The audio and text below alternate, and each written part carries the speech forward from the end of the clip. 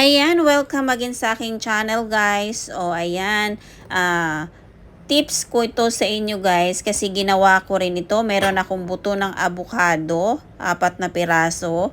Meron akong alcohol at meron akong shredder or yung gadgaran. Kasi ano ko siya, isi-shred ko yung buto ng avocado at meron akong extra na bottle. Ayan. Kasi nakita ko to siya guys at trinay ko noon. Naubos na kasi yung una kong trinay. Kaya ito ginawan ko ng madami talaga.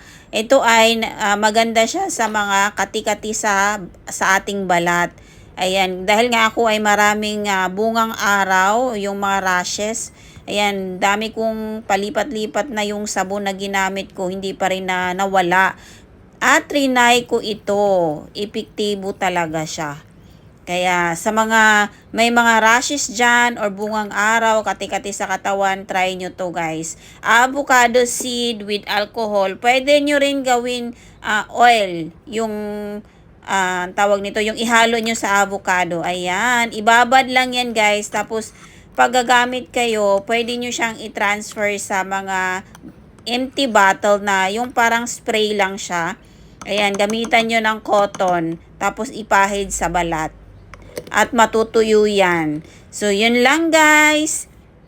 Thank you for watching. Ayan, sana makatulong sa mga, may mga kati-kati sa katawan o yung mga rashes. Ayan, nakita ko lang kasi to guys sa isa ding vlogger at sinubukan ko. Totoo nga. God bless everyone!